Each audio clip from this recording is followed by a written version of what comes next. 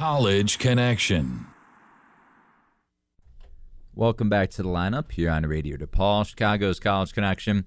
Eli Hershkovich alongside Tom Bostwick here, and we're excited to talk some Major League Baseball now with one of the best, and I might say the best, MLB reporter for FoxSports.com as well as the MLB Network, Ken Rosenthal. Ken, are you with us?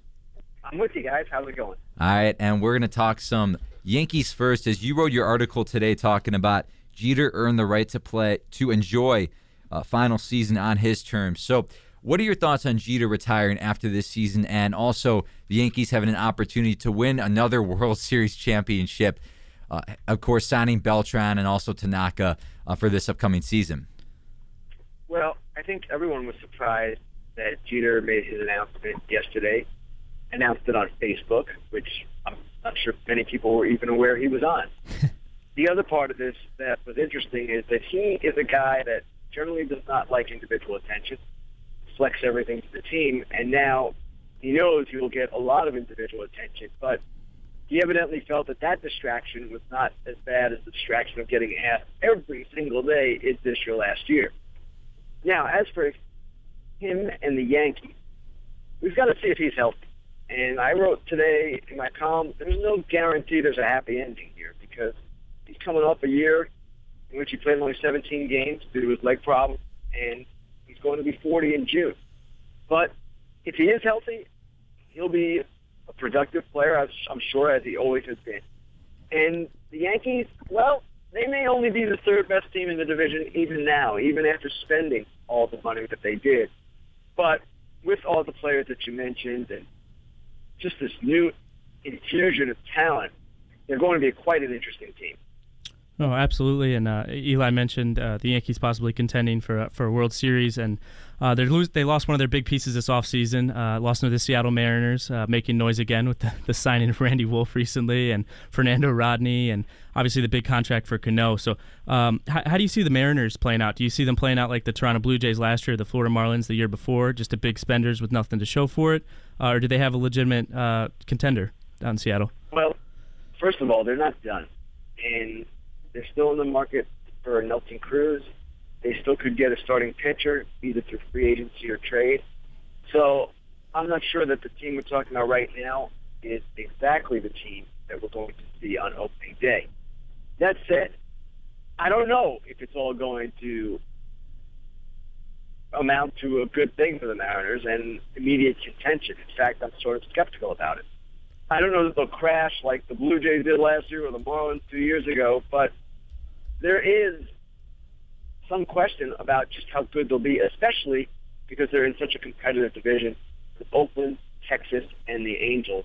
And even the Astros are going to be better than they were last year or the year before. So it's kind of an interesting experiment what's going on in Seattle, and it's one of the many things I'm looking forward to seeing. Ken, one last wrap-up question here real quick. We know you're down in spring training, and again, we appreciate you coming on. Who's going to be your surprise team, whether it's in the National League or the American League this season, to really make some noise? It's a great question, and it's funny. Today, the game is covered so exhaustively and so well that I don't know that there are surprises. But if there is going to be one this year, I would look to one of two teams, both in the NL West.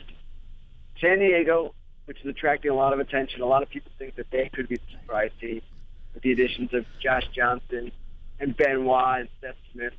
I'm not totally convinced. I like the Rockies a little bit, and I kind of like the Rockies every year. Tulo and Fargo are healthy, and their pitching is stable, as it should be. They've done some nice things this offseason as well, and I expect that they're going to be competitive. Now, of course, they're in the division with the Dodgers, and the Dodgers are really tough, as are the Diamondbacks and Giants. But if there is going to be a surprise, I would say it comes from that division, the NL West.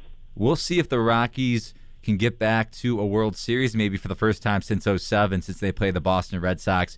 Ken, we know, again, you're busy at spring training, and we appreciate you so much joining us here on the lineup. We hope to have you back on sometime soon. Thanks, guys. Take care.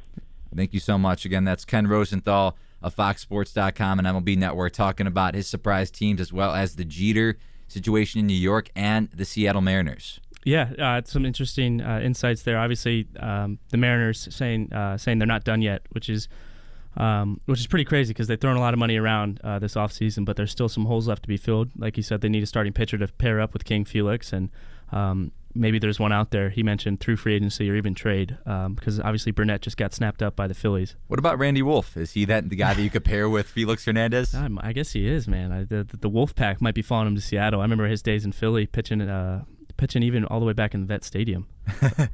And again, you look at what the Mariners have done this offseason. It's going to be interesting. But how about the Rockies? Yeah. I remember you picked them to make the wild card last season. Unfortunately, you didn't pick my Mets to make the playoffs like I picked them last season. But I was very intrigued to see also the Padres. Yeah. How about that? Two NL West teams potentially to make the playoffs in his mind. And not the NL West teams that you usually talk about in terms of the Dodgers and Giants. But I like the Rockies pick because I also tend to always think the Rockies are going to be in contention for some reason. So I'm glad someone with Ken's insight agrees. Tom and Ken have similar thoughts right now when it comes to baseball, and it's going to be interesting.